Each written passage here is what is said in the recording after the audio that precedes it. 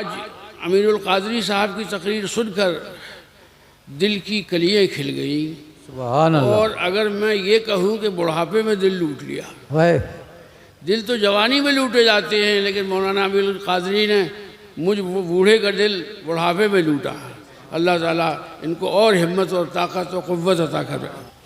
مولانا امین القادری صاحب، ان کے سلسلے میں 5-6 فون ایک مہینے میں مجھے آ جاتے ہیں. یعنی آپ امین القادری ہیں؟ میں نے کہا نہیں، میں امین القادری بھی نہیں ہوں، مگر میں سید بھی ہوں اور امین بھی ہوں اور قادری بھی ہوں، مگر میں سید امین القادری نہیں ہوں. تو کہتے ہیں اچھا آپ نمبر ہی دے دیجیے ان کا. بہرحال اللہ تعالیٰ ان کی عمر میں، صحت میں، کمال میں، جمال میں برکت عطا فرمائے. انہوں نے اتنا بڑا کارنامہ انجام دیا ہے. مالیگاؤں مہاراشٹر کا بہت صنعتی شہر ہے، وہاں پر انہوں نے اپنی ذاتی کروڑوں روپے کی زمین کمیٹی کو دے دی کہ اس میں تم اسپتال بناؤ. آج وہاں 50 بیڈ کا ہاسپٹل ہے اور گراؤنڈ +5 ساری مشینری موجود ہے، ایکس رے کی اور اس کی اور اس کی. تو ایسا حوصلہ اللہ تبارک و تعالیٰ نے ہمارے سید صاحب کو عطا فرمایا ہے. السلام علیکم ورحمۃ اللہ وبرکاتہ. وعلیکم السلام ورحمۃ اللہ وبرکاتہ. نحمده ونصلي ونسلم على رسوله الكريم. اما بعد، قال الله تعالى واما بنعمة ربك فحدث. صدق الله العظيم وبلغنا رسوله مولى النبي الكريم. ان الله وملائكته يصلون على النبي يا ايها الذين امنوا صلوا عليه وسلموا تسليما. اللهم صل على سيدنا مولانا محمد وعلى آل سيدنا مولانا محمد وبارك وسلم. صلاة وسلام عليك يا رسول الله وعلى آلك واصحابك يا حبيب الله.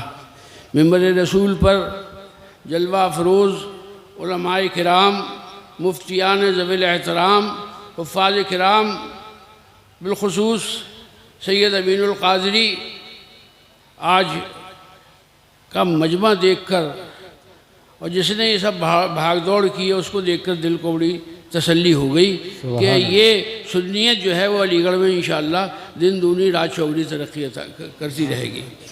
میں سن 71 میں علی گڑھ آیا اور اب چل رہا ہے 2025. تو میں 38 سال میں نے پڑھایا یونیورسٹی میں، اور اللہ کے کرم سے ایک ادارہ بھی قائم کیا چھوٹا سا جس کا نام ہے البرکات. آج امین القادری صاحب کی تقریر سن کر دل کی کلیاں کھل گئیں. سبحان اللہ. اور اگر میں یہ کہوں کہ بڑھاپے میں دل لوٹ لیا. دل تو جوانی میں لوٹے جاتے ہیں، لیکن مولانا امین القادری نے مجھ بوڑھے کا دل بڑھاپے میں لوٹا. اللہ تعالیٰ ان کو اور ہمت اور طاقت و قوت عطا کرے. ابھی انہوں نے سیدنا یوسف علیہ السلام کا ذکر کیا تو مجھے ایک واقعہ یاد آ گیا. یوسف علیہ السلام کو نیلام کرنے کے لیے نیلام گھر لایا جانا تھا.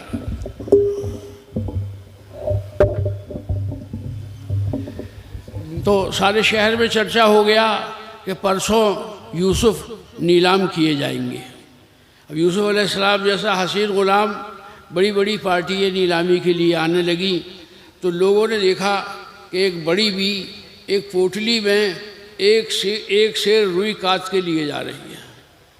تو لوگوں تو کہنے لگے بڑی بھی تم کہاں جا رہی ہو؟ تو بڑی بھی کہنے لگی میں جا رہی ہوں یوسف کے نیلام میں. تو بچے خوب ہنسے، کہنے لگے بتائیے آپ کی کیا حیثیت ہے، جہاں کروڑ پتی ارب پتی موجود ہیں، آپ ایک سیر روئی لے کر جا رہی ہیں. تو اس بڑھیا نے جو جواب دیا وہ بہت شاندار جواب تھا، اور آج تک وہ جواب بتایا جاتا ہے. بڑھیا نے کہا مجھے معلوم ہے کہ میں یوسف کو نہیں خرید پاؤں گی، لیکن جو نیلام گھر کا رجسٹر ہوتا ہے جس میں سب کے نام اور بولیاں لکھی جاتی ہیں، کم سے کم اس میں میرا نام تو لکھ جائے گا. ایک بڑی بھی آئی تھی، ایک سیر کتا ہوا روئی لے کر، اور ان کا نام ہی درج رجسٹر ہو جائے گا. تو بلا تمثیل ہم سب اس بڑھیا سے بھی کم ہیں کیا؟ وہ بڑھیا تو یوسف علیہ السلام کے عشق میں اور محبت میں گئی تھی، ہم تو ان کے غلام ہیں جو سید الانبیاء ہیں، واہ واہ سبحان اللہ قاسم کونین ہیں، رب تبارک و تعالیٰ کے نائب اکبر ہیں۔ دین کی بنیاد ہے عشق رسول۔ بے شک بے شک آپ 1 کروڑ دفعہ لا الہ الا اللہ پڑھ لیں، آپ مسلمان نہیں ہو سکتے جب تک کہ 1 دفعہ محمد رسول اللہ نہ پڑھا جائے۔ بے شک اور اللہ تبارک و تعالیٰ نے ہم غریبوں کو ایسا پیغمبر عطا فرمایا کہ جس کی کوئی مثال نہیں ہے۔ بے شک بے شک ابھی مولانا امین القادری کہہ رہے تھے کہ ایسا ربک یبعث مقاما محمودا، حشر کے دن یہ صورت ہوگی کہ سب گھبرائے ہوں گے، پریشان ہوں گے، خوف زدہ ہوں گے، سب پہنچیں گے حضرت آدم علیہ السلام کے پاس اور عرض کریں گے کہ آدم ہماری مغفرت کی ہماری سفارش کر دیجیے۔ تو حضرت آدم علیہ السلام جواب دیں گے لست ہناکم نفسی نفسی اذهبوا الی غیری، کسی اور کے پاس جاؤ، میں تو خود ہی اپنی فکر میں ہوں۔ مطلب یہ نہیں ہے کہ اس پیغمبران اور نبیوں کو یہ خدا نخواستہ کوئی ڈر ہو کہ ہماری مغفرت نہیں ہوگی، بلکہ اس دن جلال اس مرتبے پہ ہوگا کہ کوئی مغفرت کی گارنٹی نہیں لے سکتا۔ اس طرح سے ہوتے ہوتے حضرت نوح، حضرت ابراہیم، حضرت اسماعیل، حضرت موسیٰ اور پھر پہنچے گی حضرت عیسیٰ کے پاس۔ تو سارے نبی کہیں گے کہ اذهبوا الی غیری لست ہناکم نفسی نفسی، اکیلے عیسیٰ علیہ السلام کہیں گے کہ اذهبوا الی محمد، واہ محمد کے پاس جاؤ۔ صلی اللہ ایک سوال یہ آیا کہ پہلے سے بھیج دیے جاتے تو پھر کہنے والا یہ کہہ سکتا تھا کہ حضرت آدم کر دیتے، وہ تو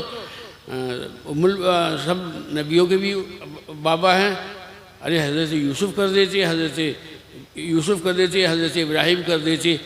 اس لیے ہمیں بتانا تھا ان کے اس واقعے سے کہ وہ سارے نبیوں کے بعد آدمی یہیں آگے پڑے گا، اور پھر اللہ تبارک و تعالی ہمارے اور تمہارے آقا مولا کو مقام محمود پر فائز کرے گا، اور شفاعت کا پٹکا لیے ہوئے اللہ کا رسول ایسا سجدہ کرے گا کہ ایسا سجدہ اس سے پہلے کبھی روئے کائنات پہ نہیں ہوا۔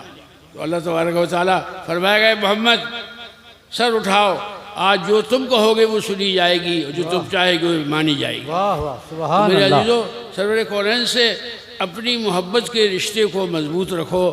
ہم اور آپ تو خیر بہت بات کے ہیں، 1400 سال بعد کے، جو سرکار دو عالم صلی اللہ علیہ وسلم کے زمانے میں صحابی تھے وہ بھی اس بات کو جانتے تھے کہ عشق رسول کے بغیر دین مکمل نہیں ہے۔ بے شک بے شک آپ نے سنا ہوگا امام احمد رضا خان فاضل بریلوی کا کلام کہ مولا علی نے واری تیری نیند پر نماز، اور وہ بھی عصر سب سے جو اعلیٰ خطر کی ہے، صدیق بلکہ غار میں جان ان پہ دے چکے، اور حفظ جات و جان فروز غرر کی ہے۔ ہاں تو نے ان کی جان انہیں پھیر دی نماز، پر وہ تو کر چکے تھے جو کرنی بشر کی ہے۔ ثابت ہوا کہ جملہ فرائض فروع ہے، اصل الاصول بندگی استاد ور کی ہے۔ واہ واہ سبحان اللہ تو میرے عزیزو، آج مولانا امین القادری صاحب، ان کے سلسلے میں 5-6 فون ایک مہینے میں مجھے آ جاتے ہیں، یعنی آپ امین القادری ہیں؟ میں نے کہا نہیں، میں امین القادری بھی نہیں ہوں، مگر میں سید بھی ہوں اور امین بھی ہوں اور قادری بھی ہوں، مگر میں سید امین القادری نہیں ہوں۔ تو کہتے ہیں اچھا آپ نمبر ہی دے دیجیے ان کا۔ بہرحال اللہ تعالیٰ ان کی عمر میں، صحت میں، کمال میں، جمال میں برکتیں عطا فرمائے۔ انہوں نے اتنا بڑا کارنامہ انجام دیا ہے۔ مالیگاؤں مہاراشٹر کا بہت صنعتی شہر ہے، وہاں پر انہوں نے اپنی ذاتی کروڑوں روپے کی زمین کمیٹی کو دے دی کہ اس میں تم اسپتال بناؤ۔ آج وہاں 50 بیڈ کا ہاسپٹل ہے، اور گراؤنڈ +5 ساری مشینری موجود ہے، ایکس رے کی اور اس کی اور اس کی۔ تو ایسا حوصلہ اللہ تبارک و تعالیٰ نے ہمارے سید صاحب کو عطا فرمایا ہے۔ میں آپ سب کی تشریف آوری کا بہت شکریہ کہ کہ آپ نے اتنی دیر تک یہاں بیٹھنے کی تکلیف کی. آئیے اب ہم اور آپ بارگاہ رب العزت میں، اگر کوئی بھائی مرید ہونا چاہتا ہے تو میں جو پڑھاؤں اسے آپ پڑھیے گا. پڑھیے بسم اللہ الرحمن الرحیم، لا الہ الا اللہ لا الہ الا اللہ محمد الرسول اللہ محمد الرسول اللہ صلی اللہ صلی اللہ علیہ علیہ وسلم. وسلم. میں نے گناہوں سے توبہ کی، میں داخل ہوا میں داخل ہوا قادری سلسلے میں. قادری سلسلے میں. میں نے اپنی جان اپنی جان اور مال اور مال اللہ اللہ اور اس کے اور اس کے رسول کی رسول کی خوشی کے خوشی کے بدلے میں بدلے میں بیچ ڈالے. اللہم ربنا تقبل منا انکا انت السمیع العلیم وتب علینا انکا انت التواب الرحیم. یا اللہ یہ بھائی یہ بچے جو بہنیں ہماری سلسلے میں داخل ہوئی ہیں ان سب کی بیعت کو قبول فرما. آمین. ہر زمینی آسمانی بلا اور مصیبت سے ہم سب کی حفاظت فرما. آمین. دشمنوں کے شر، حاسدوں کی بد نظر سے ہم سب کو محفوظ فرما. یا اللہ بیمار بھائی بہنوں کو شفا عطا فرما، بے روزگاروں کو جائز روزگار عطا فرما، ہمارے بچوں کو علم نافع عطا فرما، ہم سب کو عمل خیر کی توفیق عطا فرما. یا رب العالمین ہم سب کی ہر جائز تمنا کو پورا فرما. آمین. اللہم آمین. وصلی اللہ تعالی علی خیر خلقہ محمد وآلہ واصحابہ اجمعین برحمتک یا ارحم. ہاں دستار کروائیے. 2 منٹ اور تشریف رکھیں آپ لوگ. 2 بچوں کی دستار ہونی ہے. اس نظارے کو دیکھ کر آپ لوگ جو ہے سلام پڑھیں گے انشاءاللہ.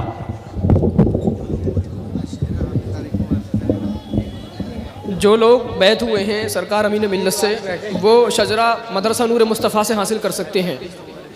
2 لوگ ہمارے 2 بھائی دستار بندی کے لیے حاضر ہیں جن میں سے پہلے ہیں حافظ سعود رضا.